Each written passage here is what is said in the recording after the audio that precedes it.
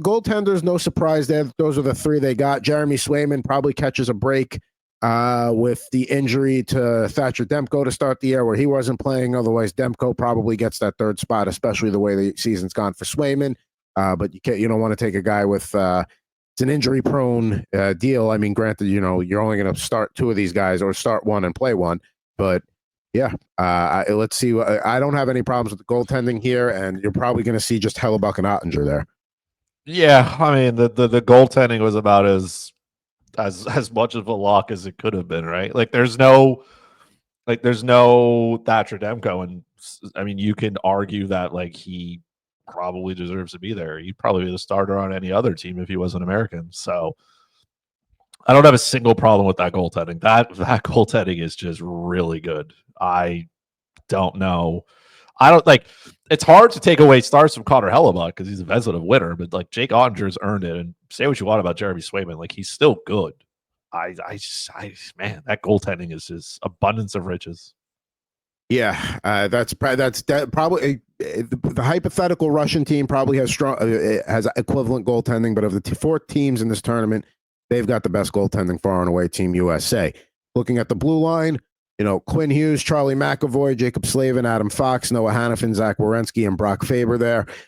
We can talk about who the guy isn't that's going to be left out that doesn't dress. I'd probably have Faber as the extra guy just because I'd rather go with the more experienced group there, but pretty strong blue line there, and you knew Quinn Hughes was going to be there. He was one of those first ones that were picked a few months ago, same for Charlie McAvoy and Fox, so we kind of knew what half the blue line was going to look like.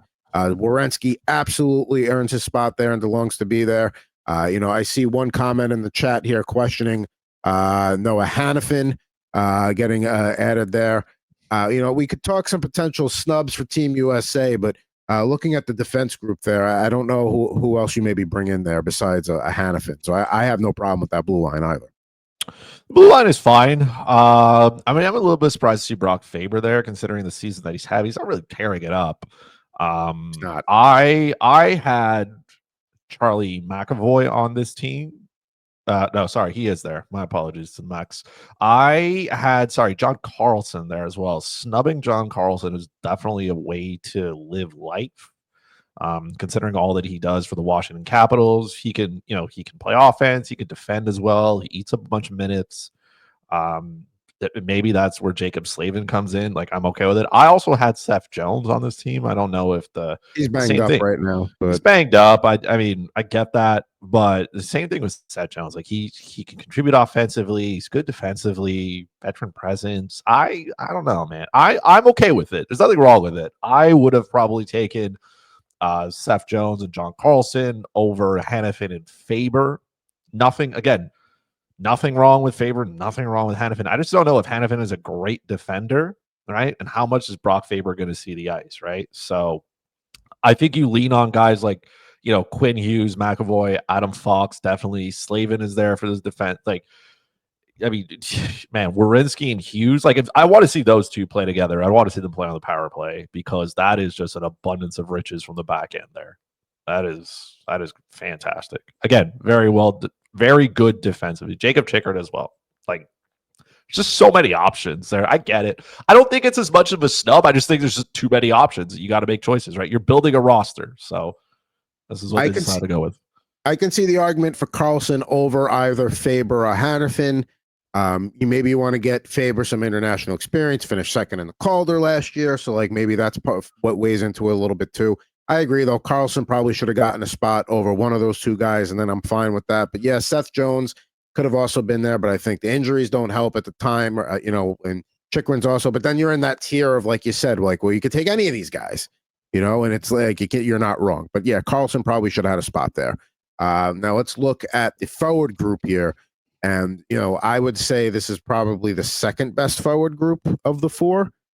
I think Canada probably has the best forward grouping there. But then, I would say, Team USA and Sweden's probably neck and neck. It's probably like a 2A, 2B kind of deal. But yeah, Austin Matthews, Matthew Tkachuk, Jack Hughes, Kyle Connor, Jack Eichel, JT Miller, Dylan Larkin, Jake Gensel, Matt Boldy, Brady Tkachuk. Those are all guys that I'm not surprised by. Not really surprised by Kreider either. Or, Trocheck and Brock Nelson, two guys there that, they've earned their keep. but a couple of guys that you could have considered: Clayton Keller, Jason Robertson, Tage Thompson, and of course your man Cole Caulfield.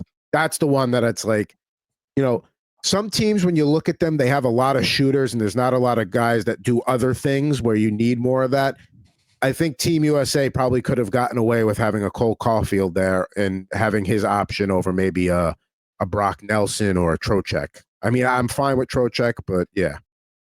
I mean, I get that. Like, some people are saying Cole Caulfield does one thing and he scores goals. You're right. He leads all American-born players this year in goals. Just, it's definitely a choice to leave him off. I can understand why, but at the same time, that like it's a choice, and I can live with that. Like, you got Matthews, you got Hughes, you got Connor, you got Boldy, you got Gensel. Like, there's so many guys who can score goals. So maybe they're like, hey, we're going to leave him off and it won't hurt as much. I will say this: bringing Chris Kreider is definitely a choice. I can get why Vincent Trocheck is there, but leaving Nick Suzuki off this roster, and some people have said that he doesn't deserve to be there, which is quite the take from a guy who plays a ton of minutes on an absolutely miserable hockey team that stays healthy. He is a two-way centerman. That's what he is. He could play everywhere on the ice. Sorry, Nick Suzuki's Canadian. We'll get back to him later. You're jumping the gun by a team. Okay, so I'm almost there. Sorry, Nick. You could be probably on this team and be okay. Tage Thompson, leaving him off this roster is also certainly a choice, because Tage Thompson, yes, he is a centerman, but he could play the wing as well. You're telling me Tage Thompson is like not as good as Chris Kreider? Like I don't like. What's Kreider gonna do? Is he gonna play any power play time? No. He's not taking any of those guys' spot. Clayton Keller as well. Keller hasn't had a great year either. So Keller, sure, neither has Kreider, and somehow he's here. What's he doing? Keller was a guy that I thought was not to say a lock, but I thought he would make the team. He did not play his way on the team this year. I'm not going to say he's playing bad, but he did not do enough to merit any. He's not a guy that I would consider a snub. Caulfield, again, I think you can maybe have another shooter on that team. But, I get why they didn't. But yeah, Tage Thompson, like you said, can play center or the wing. It's a big body. There's a lot of reasons to take. And again, Jason Robertson, same thing. If you don't want another shooter, fine, get it. But yeah, Tage Thompson would be the one that I would probably put in over a Brock Nelson or a Chris Kreider there. Yeah, and I think Tage Thompson would get like a regular shift. I don't think he would be the 13 forward on that team at all. So, again, I'm not going to take anything away from Trocheck, even Brock Nelson. Like, some people want to say, oh, he's good.